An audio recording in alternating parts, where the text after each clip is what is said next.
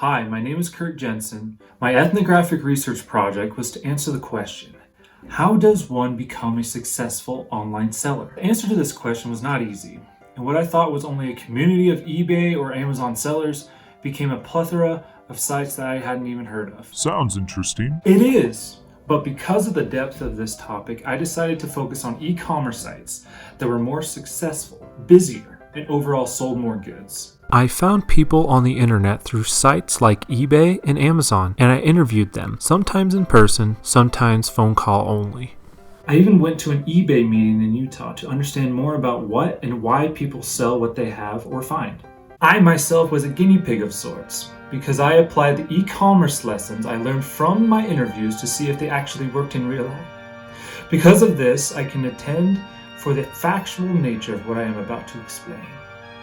Because not only did I ask about these selling techniques, but I actually employed them into the various avenues of my personal e-commerce business ventures. Cool. So what, Kurt? Why does it matter to find out how people sell online and to find the truth about what actually works?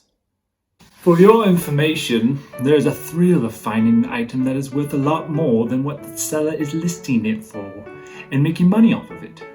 And to find out if people making thousands of dollars through e-commerce is even possible for even you annoying guy. Because of this COVID-19 stuff, too, a lot more people might go into e-commerce and might like to know the reality of the promises of e-commerce.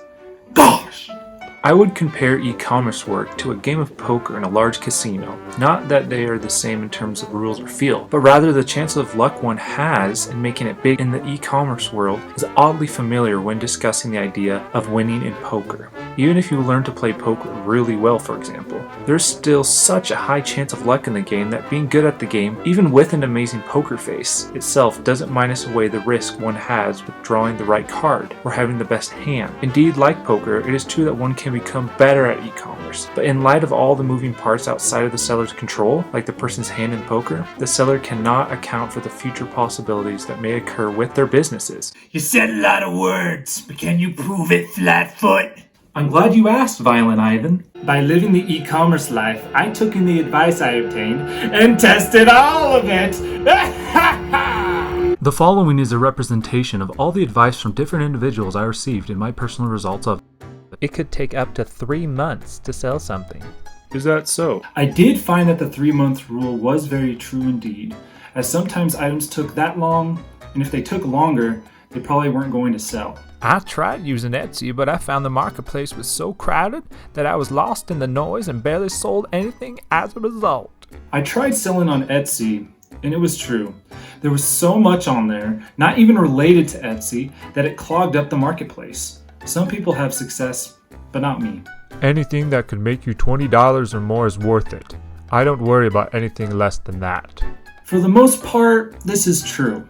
But if I can turn a couple dollar profit, I'll buy it and sell it if I know that I can. On eBay, selecting the Sold tab on the drop-down menu will let you know if any of that item was sold in the last 90 days, and it will tell you what was sold. Did I make $1,000? No! Geez, I was only asking. Did I make a couple more bucks a week ranging from $20 to $100? Yes. Having barely any money to invest was also part of this. I couldn't strike it rich by a long shot, but with investment, I think I could.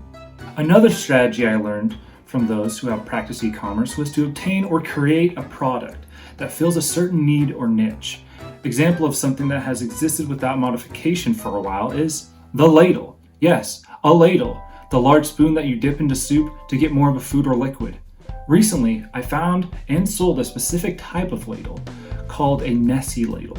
It is called this because the handle now has a small hole on top that makes it look like the mythical Loch Ness monster. The bottom of the ladle also has 4 little stubs that resemble feet. These keep the ladle upright on the counter.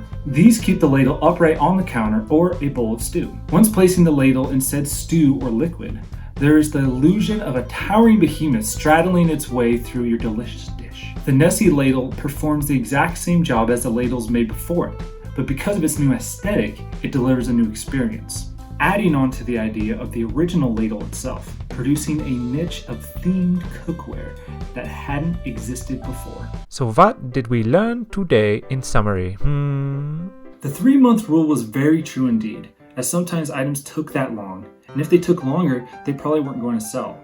The sold tab on eBay is your best friend. Aww, so cute. Etsy is clogged and hard to sell on.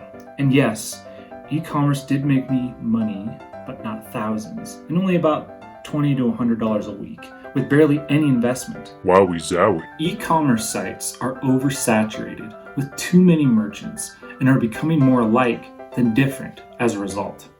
Hard to develop niche products or retail arbitrage are the only few success strategies that work in today's e-commerce landscape. Thank you for watching.